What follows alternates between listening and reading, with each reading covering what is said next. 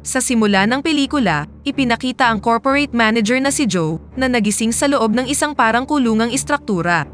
Wala siyang ideya kung nasaan siya at kung paano siya nakarating doon. Bumangon siya at hinanap ang cellphone sa kanyang mga bulsa, ngunit nawawala ito. Tumingin-tingin siya sa paligid at nakita ang mataas na mga pader, isang nakalock na metal door, at isang stone mill sa gitna. Habang naguguluhan, nagsimulang sumigaw si Joe para humingi ng tulong, na nagudyok sa isang lalaki sa katabing selda na sabihan siyang manahimik. Lumapit si Joe sa isang maliit na air vent at hiniling sa lalaki na tulungan siyang maunawaan kung ano ang nangyayari. Sinabi ng lalaki na si Joe ay pinainom ng gamot at makakaramdam siya ng matinding depresyon dahil sa side effect sa loob ng ilang araw. Iminungkahi din ng lalaki na magpahinga si Joe dahil magiging mahaba at nakakapagod ang kanyang araw sa susunod na araw. Habang sinusubukan ni Joe na tanggapin ang bagong realidad, ang isa sa mga gwardya ay naghulog ng ilang pagkain at isang bote ng tubig sa butas ng pinto. Nang makita ito, agad na pumunta dito si Joe at nakiusap sa gwardya na palayain siya, at ipinaliwanag na meron siyang buntis na asawang dapat alagaan. Gayunpaman, binaliwala ng gwardya ang kanyang mga pakiusap at biglang isinara ang slot, dahilan para masaktan ang kamay niya. Pagkatapos nito, naglakad pabalik si Joe, binalutan ng kurbata ang kanyang kamay, at nagpatuloy sa pagkain ng mga ibinigay na pagkain. Kalaunan ng gabing yun, may lumitaw na liwanag sa dingding at isang AI voice ang winelcome si Joe sa tinatawag na Advanced Career Training.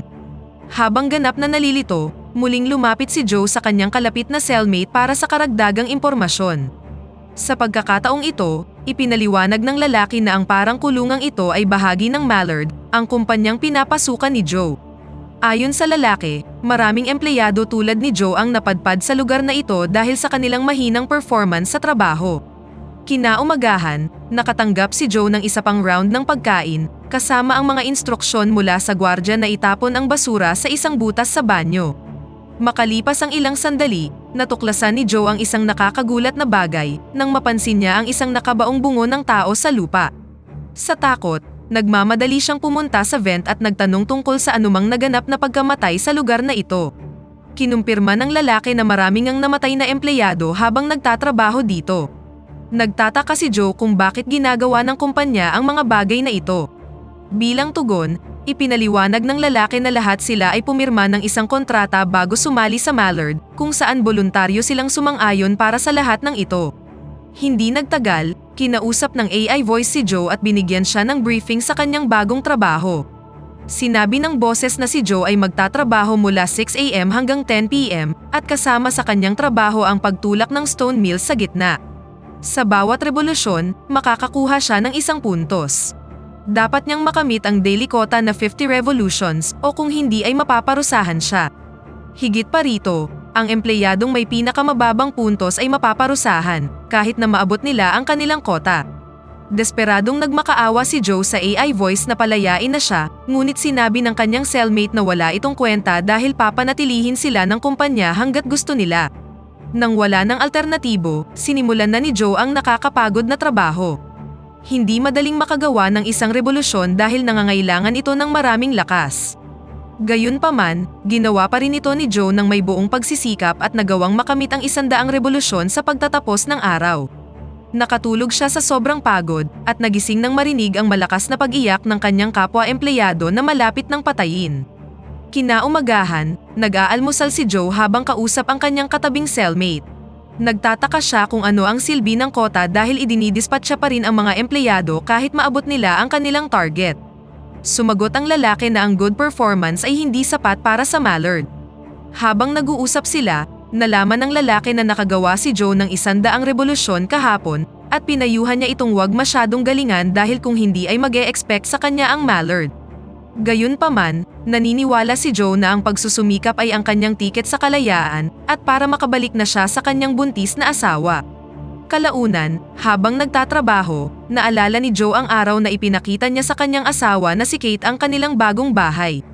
Nag-aalala siya dahil isa itong mamahaling bahay na ibinigay sa kanya ng kanyang kumpanya, ngunit kahit papaano'y nakumbinsi niya din ito.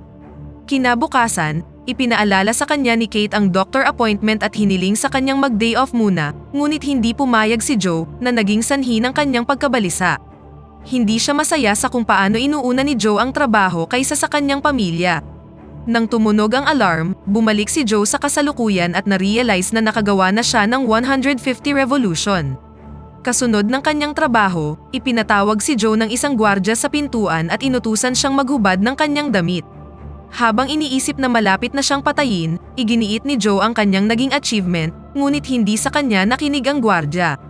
Bumukas ang pinto at sinamahan si Joe sa isang madilim na lugar kung saan siya binuhusan ng tubig. Sa kabutihang palad, ang hindi inaasahang pagsubok ay isa lang palang pagligo. Lumipas ang mga araw at patuloy na pinagbubuti ni Joe ang kanyang trabaho sa ilalim ng init ng araw.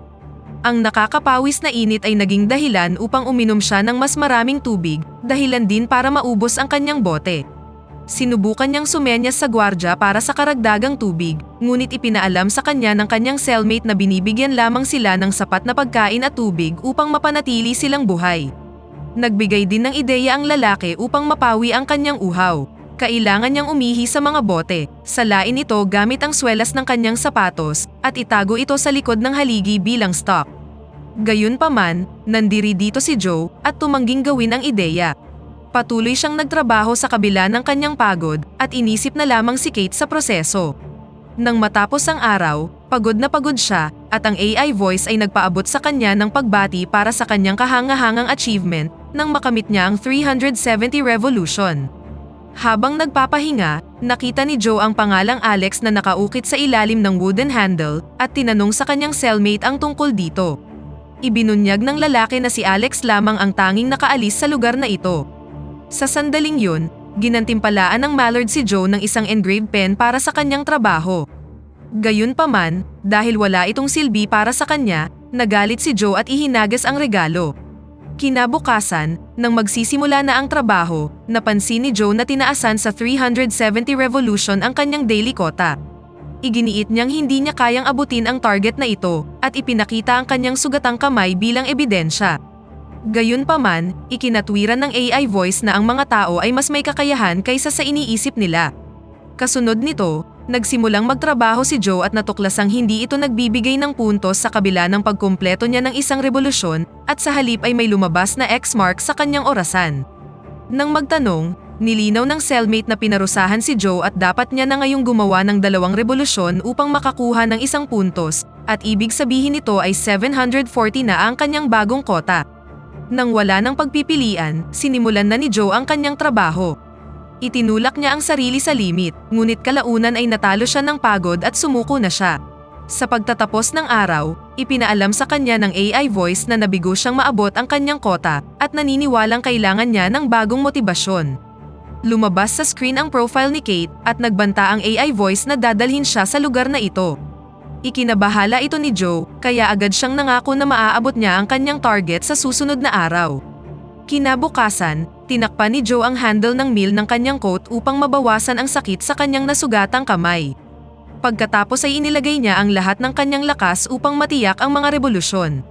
Sa isang punto, ang kanyang pagkapagod ay humantong sa mga hallucination kung saan nakita niya ang mapanuksong bersyon ng kanyang sarili na kinukot siya ang loyalty niya sa Mallard.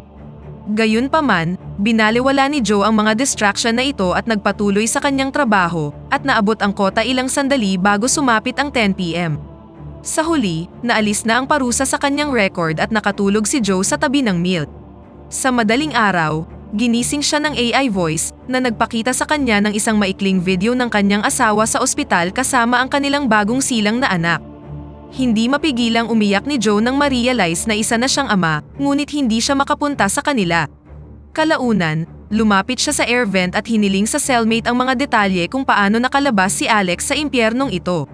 Noong una, nag-aalangan ang lalaki ngunit nang marinig niya ang tungkol sa bagong silang na sanggol ni Joe, ikinuwento niya ang kwento ng kanyang buhay at nagpasyang tulungan siya. Sinabi niya kay Joe na tingnan ang spot sa likod ng isang pader na hindi naabot ng CCTV camera. Kasunod ng kanyang instruksyon, sinuri ni Joe ang dingding at natuklasan ang isang pabilog na area. Nang ma-realize na isa itong weak spot, kinuha niya ang kanyang engraved pen at nagsimulang maghukay sa dingding. Lumipas ang mga araw at ginugol ni Joe ang kanyang libreng oras sa paghuhukay ng butas sa dingding. Kalaunan, nagawa niya itong mapalaki ng sapat upang makagapang siya sa loob. Sa pakikipagsapalaran dito, napadpad siya sa isang madilim na lugar. Tumingin-tingin siya sa paligid sa pag-asang makakahanap siya ng daan, ngunit napatunayang walang saysay ang kanyang pagsusumikap nang mahanap siya ng gwardya. Nang magkamalay si Joe, nalaman niyang tinakpan muli ang butas. Bilang parusa, itinaas sa 1,000 revolusyon ang kanyang kota, habang ang cellmate niya naman ay pinutulan ng mga binti. Humingi ng tawad si Joe, ngunit labis ang nararamdamang sakit ng lalaki at hindi na siya makakapagtrabaho. Nagtanong si Joe kung may magagawa ba siya, ngunit ipinahayag ng lalaki na ang buong lugar ay kontrolado ng mga algorithm at hindi sila maaaring mga tuwiran sa AI. Ibinunyag din niyang siya ang lumikha ng algorithm dahil nagtatrabaho siya sa IT department. Nang marinig ito, narealize ni Joe na kung lahat sila ay hihinto sa pagtatrabaho at hindi gagawa ng puntos, magiging tay ang lahat at ang algorithm ay hindi na maaaring parusahan ang sinuman. Dahil sa ideyang ito, sinubukan ni Joe na bumuo ng unyon sa kanyang mga kapwa bilanggo at kinumbinsi silang huwag magtrabaho. Hindi nagtagal, nagsimula na ang oras ng pagtatrabaho, ngunit walang gumawa dahil lahat sila ay mukhang nakumbinsi ni Joe. Ngunit nang malapit nang matapos ang oras, nag-anunsyo ang AI voice na ang mga empleyadong may 0 point ay papatayin. Sa takot na mamatay, nagsimulang magtrabaho ang mga bilanggo at nabigo ang plano ni Joe.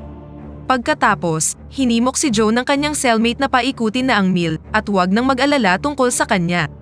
Nang wala ng ibang choice, gumawa si Joe ng 1 revolusyon at nakakuha ng 1 puntos bago matapos ang oras. Gayunpaman, naawa si Joe para sa kanyang cellmate na hindi nakagawa ng anumang puntos dahil sa kanyang sugat. Nang gabing yun, bago mamatay, gumawa ng confession ang kanyang cellmate. Sa katunayan, siya talaga si Alex. Sinubukan niyang tumakas sa tunnel ngunit nahuli siya ng gwardya katulad ni Joe at inilagay sa isang hiwalay na selda. Pinili niyang huwag sabihin ang impormasyong ito kay Joe, umaasa na magiging iba ang resulta ng pangalawang pagtatangka sa pagtakas. Pagkatapos ng maikling pag-uusap, nagpaalam na sila sa isa't isa. Habang natutulog si Joe, naistorbo siya ng malakas na pagsigaw ng pinapatay ng si Alex. Kinabukasan, ipinakita ng AI kay Joe ang isa pang video na itinampok ang kanyang asawa at ang kanilang hindi pa naglalakad na anak. Nang ma-realize ang mga nasayang na panahon sa seldang ito, nagalit siya at inilabas ang kanyang galit sa kumpanya. Ininsulto niya ang Mallard sa pagkuha ng lahat sa kanya, sa kabila ng kanyang 10 taong tapat na paglilingkod. Sa kasamaang palad, itinuring ng AI na hindi katanggap-tanggap ang kanyang pag-uugali at inutos ang agarang pagpatay sa kanya. Kasunod nito, pumasok ang isang grupo ng mga empleyado ng Mallard kasama ang gwardya. Habang inihahanda ang mga nakakamatay na injection, nagbigay ang gwardya ng ilang masasamang pahayag tungkol sa kanyang asawa at sa kanyang anak. Ikinagalit ito ni Joe, na naging sanhi ng pag-atake niya sa gwardya at walang awa siyang pinagsusuntok. Inanunsyo ng AI na nabigo ang gwardya sa kanyang trabaho at kung makukumpleto ni Joe ang pagpatay sa gwardya, ipopromote siya sa susunod na level. Nang marinig ito, huminto si Joe at sumigaw na hindi siya isang halimaw. Sa sandaling yun, nagkamalay si Joe at laking gulat nang makitang bumalik siya sa kanyang opisina. Lumalabas na isa lang itong advanced virtual simulation at ang mga empleyado ay nakakonekta sa isang head-mounted device. Hindi nagtagal, isang HR personnel na may pagkakahawig sa gwardya ang lumapit kay Joe at ibinunyag na bagaman naramdaman niyang ilang buwan na ang lumipas sa simulation, ang totoo ay 1 oras pa lang ang lumipas sa realidad. Nangangahulugan ito na hindi pa ipinapanganak ang anak ni Joe at nasa dati lang ang mga bagay. Ibinunyag ng lalaki na ang kawalan ng kakayahan ni Joe na makakuha ng promotion ay hindi dahil sa kakulangan niya ng kakayahan, ngunit dahil hindi siya nabibigyan ng sapat na hamon para maging mas mahusay. Hinamon nila siya sa virtual world at mas higit pa ang kanyang naging performance kaysa sa kanilang inaasahan. Bilang resulta, nagpa siya silang ipromote si Joe sa mas mataas na posisyon. Kasunod nito, sinamahan ng HR si Joe sa kanyang bagong opisina at ibinigay sa kanya ang mga bagong target at productivity expectations. Pinapirma niya rin si Joe sa isang non-disclosure agreement na nagsasaad na hindi niya maaaring ibahagi ang anumang detalye ng kanyang karanasan sa sinuman. Sa sandaling umalis ang lalaki, tinawagan ni Joe ang kanyang asawa at nagalak nang marinig ang kanyang boses. Ipinahayag niya ang kanyang pagmamahal para kay Kate at sa kanyang hindi pa isinisilang na anak bago ibinaba ang tawag.